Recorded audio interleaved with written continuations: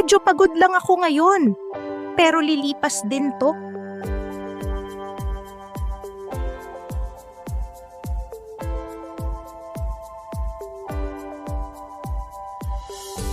Minsan, hindi na lang simpleng pagod.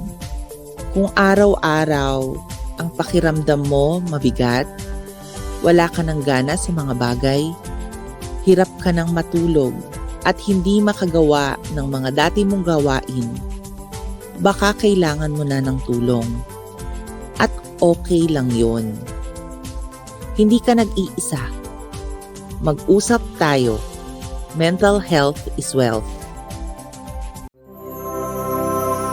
Ako si Doc Chela, kakampi mo sa kalusugan.